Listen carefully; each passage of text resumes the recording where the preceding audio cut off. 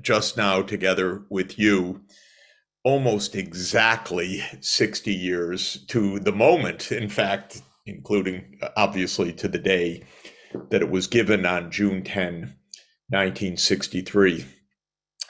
It is one of the greatest speeches of modern history, one of the most important speeches of modern history, and one of the most pertinent speeches for us today, for our very survival today. As Martin said, I wrote a book about the speech 10 years ago to commemorate the 50th anniversary of the speech, because I thought that its general principles were so important and the eloquence of the speech was so great that it needed a celebration. Today, 60 years from the day of the speech, we need to understand it precisely, because we are right now, again, at the brink of nuclear war.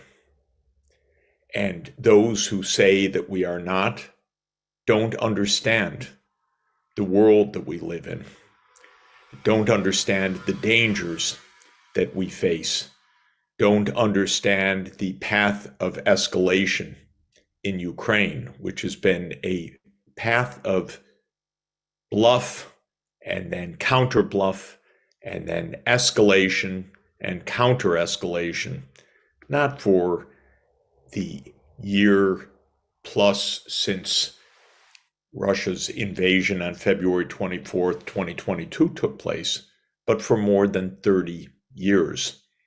I've seen at least some of it with my own eyes, because I was an advisor to the economic team of President Mikhail Gorbachev. I was an advisor to President Boris Yeltsin. I was an advisor to President Leonid Kuchma, the first president of independent Ukraine. And I remember those days, and I've watched how, I'm sad to say, United States policies have wrecked the hopes of those days and put us on a path that now is causing shocking and shockingly dangerous devastation in Ukraine. So this speech is so much more relevant today than 10 years ago. And we need to understand what President Kennedy was telling us. Now, let me describe just a bit about the historical context of this speech. President Kennedy, in my view, was one of the great statesmen of the modern age.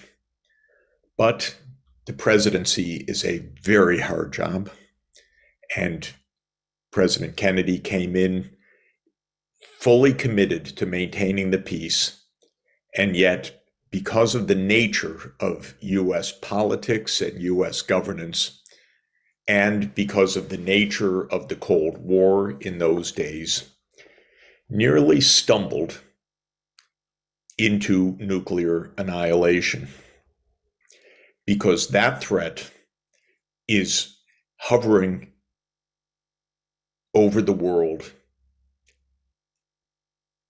in the modern time. And we don't eliminate it by closing our eyes or pretending it isn't. And as I've said, the Ukraine crisis has brought us dramatically close to disaster. So President Kennedy came into office, of course, on January 20th, 1961, and gave one of the marvelous inaugural addresses that we remember to this day. And one of the messages in the inaugural address was, let us never negotiate out of fear, but let us never fear to negotiate. So President Kennedy came in determined to find a way to peace at the height of the Cold War. But the tensions were enormous at that time. And two are worth bearing in mind to understand the historical context of the speech. One was the general context of the Cold War itself, which is that there never was a peace agreement after World War II. After Nazi Germany's unconditional surrender in May 1945, there was never a peace agreement or peace framework agreed. And what that meant was that the status of Germany was never determined. Germany in 1945 was occupied by the four victorious powers: the United States, Britain, France, and Russia, or I should say the Soviet Union, Those four powers divided Germany, and they divided Berlin, the capital of Germany under the Nazi regime. And there was no agreement about what to do with Germany. The United States decided soon after the end of the war that Germany should be remilitarized. This was shocking to the Soviet Union, which had lost more than 20 million citizens to Nazi war making. And the Soviet Union was aiming for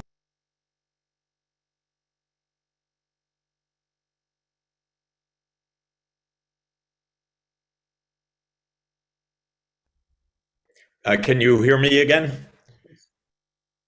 Yes. Hello? Yeah, Yes. sorry, I don't know why it dropped, but I'm back. The Soviet Union was aiming for demilitarization of Germany or neutrality of Germany, but the United States decided that Germany would be remilitarized and would be the bulwark of a new US-led military alliance, NATO, the North Atlantic Treaty Organization. This was never accepted by the Soviet Union, which pressed for some kind of resolution that would directly address Soviet security concerns. In 1955, just as a point of background, the Soviet Union, which was occupying part of Austria, agreed to withdraw its troops from the occupying zones of Austria in return for Austria's declaration of neutrality. And the Soviet leadership wanted to show to the United States and to the so-called Western world or the NATO countries that if Germany would be neutral rather than a NATO militarized country, the Soviet Union would withdraw not only from East Germany, but presumably from Central and Eastern Europe as well, because its security concerns would have been addressed. The United States would have nothing of it, however. Austria proved over the succeeding decades that neutrality was a marvelous solution for Austria, but the United States rejects the idea of neutrality in general. The United States wants NATO to be present in as many places as possible. So this was never settled with regard to Germany. At the end of the 1950s, the German leader, Chancellor Adenauer, started to seek nuclear weapons. And Eisenhower was not really against that. And so there was talk about expanded access to nuclear weapons. The Soviet Union leadership was horrified. This ratcheted up the sense of conflict. I could go on at length and should, if we had the time, to explain why by the time President Kennedy came into office, we were at the height of the Cold War. Just to say that President Eisenhower and Soviet Chairman Nikita Khrushchev were scheduled to have a summit in the final year of President Eisenhower's presidency, but the CIA flew a spy plane over the Soviet Union. The spy plane, the so-called U-2 spy plane, was shot down. The CIA, as is so often the case, either lied to the president or made a misjudgment, but told Eisenhower there's no way that the pilot could have survived or that the plane could have survived. Eisenhower went out, and when the Soviet Union claimed that it was being spied on by a U.S. plane, Eisenhower publicly declared that that was a lie. This was a weather plane that had gone off track from Turkey, at which point the Soviet Union brought out the pilot, Gary Powers, and the plane wreckage and said, "You lied directly to us about utterly sensitive matter." This was the context, and of course the summit was canceled. This was the context in which President Kennedy came into office. Soviet fears over a nuclear Germany, unsolved German issues, and rising tensions. In 1959-60, Fidel Castro also succeeded in toppling the US-backed dictatorship of Batista in Cuba and established a revolutionary government. The United States immediately began plans to overthrow Castro, and Castro appealed for security to the Soviet Union. When we say, our leaders say today, any country can choose any allies, this is not exactly how Eisenhower regarded Castro's approach to the Soviet Union. Eisenhower gave the order to the CIA to devise a plan to overthrow Castro. And that plan landed on President Kennedy's desk in early 1961. That, of course, was the so-called Bay of Pigs invasion. President Kennedy was extremely wary and skeptical of this plan. But as a new president, he was not in a position, he felt, to countermand a plan that was in the works, that had landed on his desk, and where the CIA was pressing extraordinarily hard for this.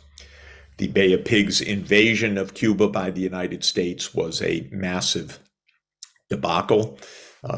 All of the Cuban refugee troops that were part of the CIA-led invasion were quickly captured or killed on the beach of the Bay of Pigs in Cuba. And Nikita Khrushchev wrote in a back channel to Kennedy, "President Kennedy, there is a illegal piratical act being carried out by your government." President Kennedy unwisely responded by saying, "This has nothing to do with us.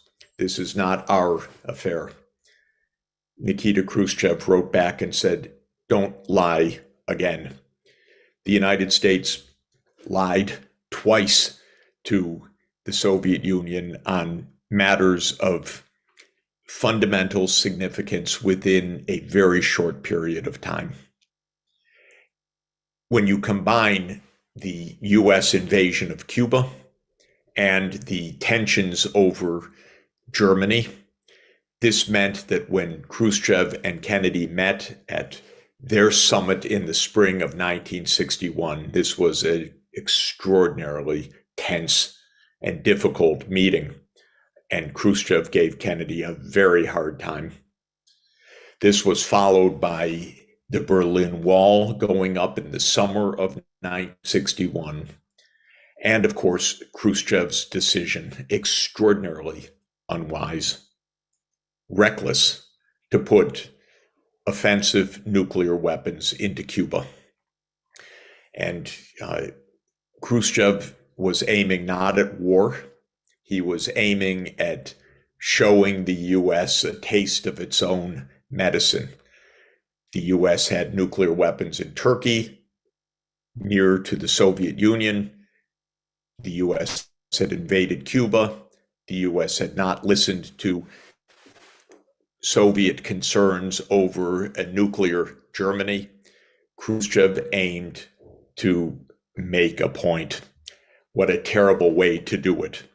Because, of course, when the shipments of these missiles and their placement in Cuba was discovered by U-2 flights over Cuba in October 1962, they nearly led to full-scale nuclear war. A point that I think is extremely important to appreciate is that almost every advisor of President Kennedy in the early days of the Cuban Missile Crisis said to attack, said that only a military solution could work. There were very, very few advisors calling for a peaceful solution. One notable advisor was UN ambassador, or the US ambassador to the UN, Adlai Stevenson. The history of the Cuban Missile Crisis, incidentally, has never been told better than by the great late historian Martin Sherwin in Sherwin's final book before his very sad death in 2021, a book called Gambling with Armageddon. And I recommend that everybody read it. It's startling and so relevant again because we have a government that is gambling with Armageddon right now in the United States. Well, of course, we're here 60 years after the speech and nearly 61 years or 60 and a half years after the Cuban Missile Crisis because Kennedy decided on a diplomatic approach, not a war, not a military attack on Cuba. And it was Kennedy's diplomatic approach and fundamentally a compromise where the US withdrew its missiles from Turkey and the Soviet Union withdrew its missiles from Cuba, and the United States pledged never again to invade Cuba, that the Cuban Missile Crisis was brought to an end. Or I should say nearly so, because there's one more thing to know about the Cuban Missile Crisis, and then I'll get to the speech and its relevance for today. After Kennedy and Khrushchev agreed on unwinding the crisis, after a disabled Soviet submarine near the bottom of the Caribbean thought that it was being attacked by U.S. Navy pilots dropping depth charges and live grenades, apparently, on the submarine. And the captain of the submarine ordered the firing of a nuclear-tipped torpedo. Under U.S. military doctrine of that day, October 27th, 1962, had that nuclear-tipped torpedo been fired, it was the doctrine of the United States, championed by reckless generals such as Curtis LeMay, that the U.S. would unleash a full, unconstrained nuclear attack against the Soviet Union and all countries deemed by the United States to be in the Soviet camp, meaning Central and Eastern Europe and China. The estimates of the Pentagon were that such a full-scale attack would have killed 700 million people. That was the U.S. plan. Of course, we found out later from Carl Sagan and other scientists that it would have killed all of humanity by creating a nuclear winter. When the captain ordered the nuclear submarine torpedo to be fired, the order was countermanded by the commodore of the squadron, by the person who saved the world that you never heard of, Vasily Arkhipov, who said, "No, we will surface, we will not fire the submarine." This event for me illustrates, epitomizes our fate. We are subject to self-made annihilation by accident, by mistake, by insanity, by cruelty, by miscalculation, by calculation. And we don't understand it to this day, how dangerous and reckless our own actions are. So, the speech. In the aftermath of all of this, Kennedy, who came into office to be a peacemaker, embarked on one of the greatest acts of statesmanship in modern history. And the final year of Kennedy's life was a year of miracles. He led the peaceful end of the Cuban Missile Crisis. He and Khrushchev wrote to each other, and Khrushchev was also a man of peace. They wrote to each other saying, we must pull back from the brink. We cannot go on this way. And Kennedy embarked on a year of peacemaking that was a mix of vision, political genius, and statesmanship of the highest order. Because making peace at the height of the Cold War, in the immediate aftermath of the Cuban Missile Crisis, required a deftness and skill and bravery that is almost unimaginable. This speech that we just listened to on June 10, 1963, was part of that peace campaign. And what you heard, and what always gives me shivers listening to it, is that this speech is directed to Americans, not to the Soviet Union. It's not demands. It's not blustering. As Kennedy himself says, it's not racking up debating points. It is saying to the American people, we need to make peace, and we can make peace because our counterparts want peace too. They are human beings. They are not devoid of virtues. And Kennedy, of course, says that we should hail the Russian people for their achievements in science and in the arts and in space. He humanizes the other side, exactly the opposite of what we get every day from the New York Times, the Washington Post, the Wall Street Journal, our so-called mainstream media, with their warmongers, their reckless reporters, their desire to humiliate the other side. Kennedy aimed to humanize the other side because he said they want peace like we do. And therefore, even our adversaries will abide by agreements in their interest, and peace is in their interest. When Nikita Khrushchev read the speech the next day, June 11, 1963, he immediately ordered that it be published in Pravda and Izvestia and carried over the radio and broadcast as widely as possible throughout the Soviet Union with no changes or edits. He called the U.S. envoy, President Kennedy's envoy to Russia, Averell Harriman, and told Averell Harriman, I want to make peace with your president. This is the finest speech since Franklin Delano Roosevelt.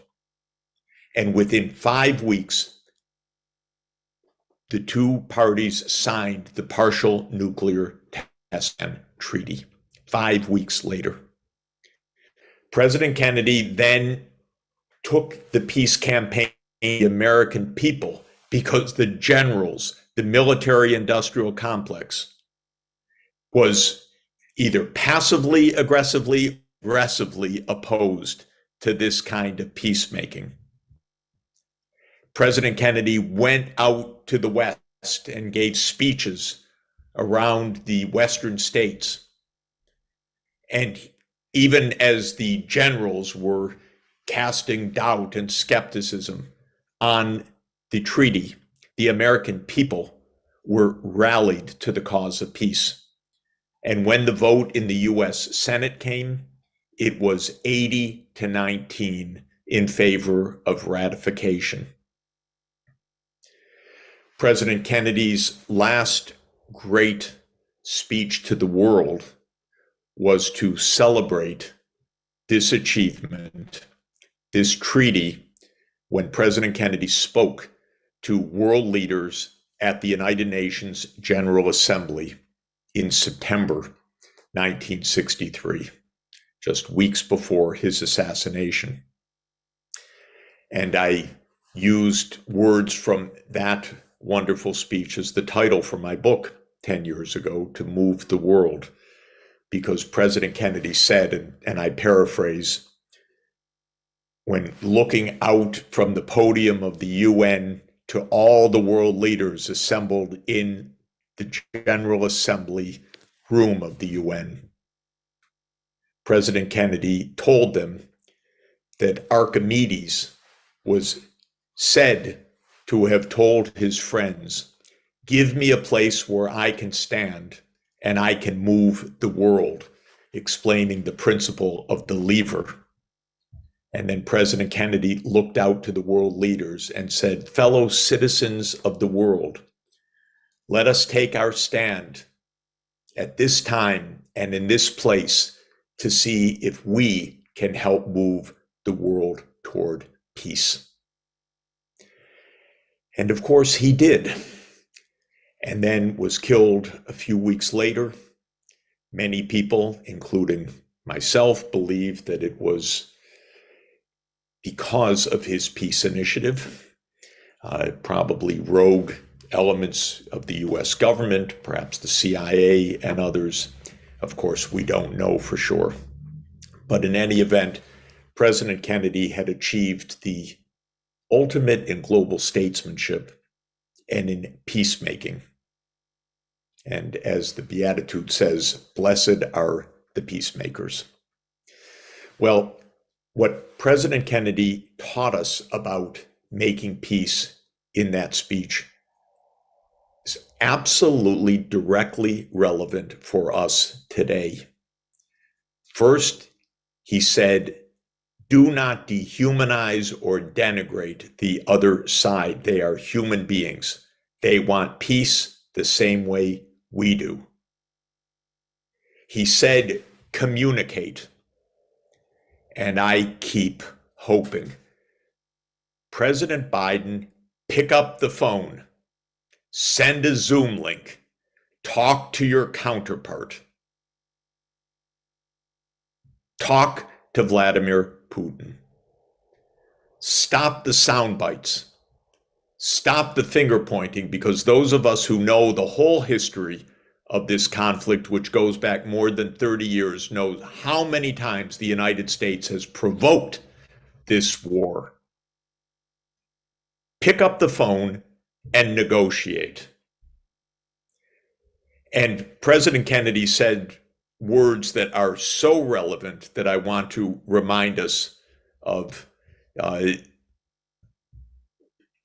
And he used an important phrase in all of this speech. He said, above all, in other words, the most important message, above all, while defending our own vital interests, nuclear powers must avert those confrontations which bring an adversary to a choice of either a humiliating retreat or a nuclear war. To adopt that kind of course in the nuclear age would be evidence only of the bankruptcy of our policy or of a collective death wish for the world. Above all, do not force a nuclear adversary into a choice between a humiliating, defeat or the use of nuclear arms.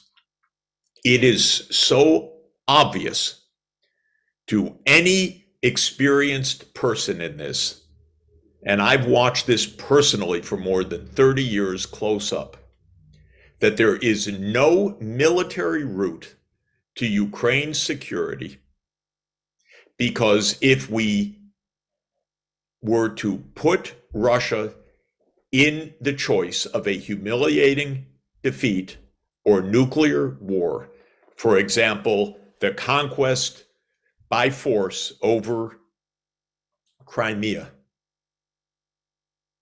rather than negotiating, we will do exactly what President Kennedy tells us would be a death wish for humanity.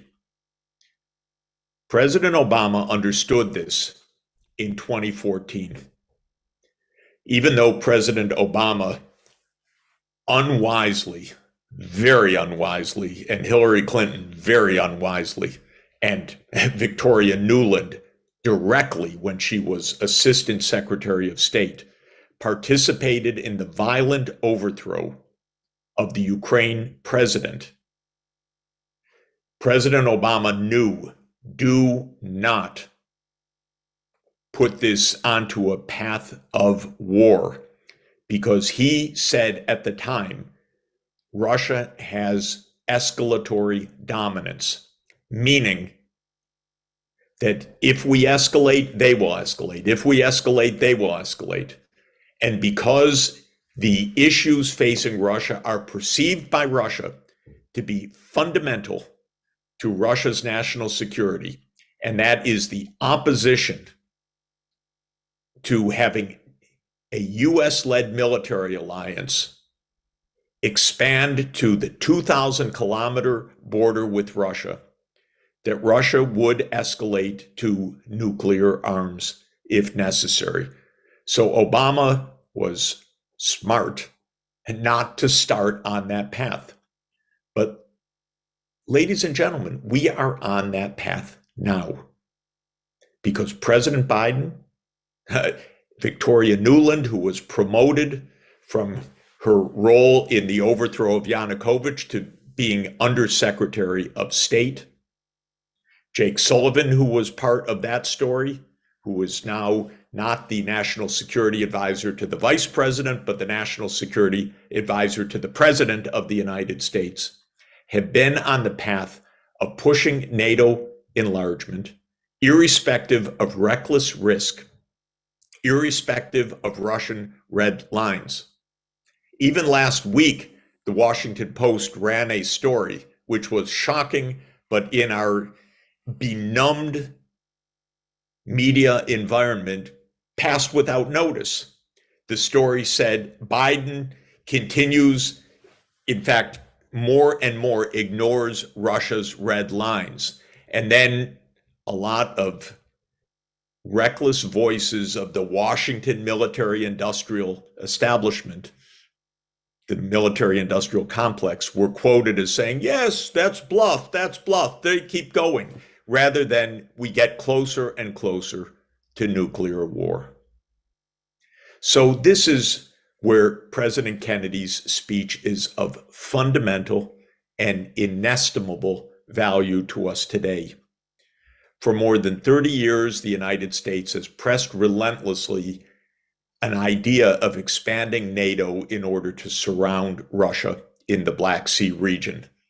The whole idea was to bring Ukraine and Georgia into NATO so that there would be a ring surrounding Russia, including Ukraine, Romania, Bulgaria, Turkey, and Georgia. This was spelled out already in the late 1990s, and apparently it was on the planning books, from what I'm told by historians, already in 1992. And now we are at war, and we are a deep threat, and we have not seen peacemaking. We haven't even seen communication.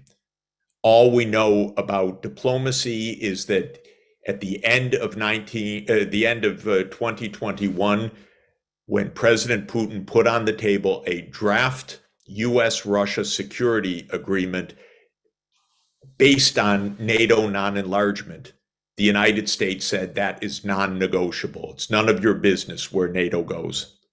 Then in March 2022, a few weeks after the Russian invasion, but mind you, 8 years after the real start of the war with the violent overthrow of Yanukovych, but a few weeks after the February 24th invasion, Russia and Ukraine were at the negotiating table, with Turkey being mediator.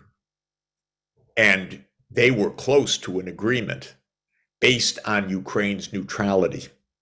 And the United States blocked it. So until today, the United States has done the opposite of never fear to negotiate. Thank you very much for bringing us together to heed the wisdom of President Kennedy. His wisdom can keep the world alive and safe, and we need to act on it. Thank you very much.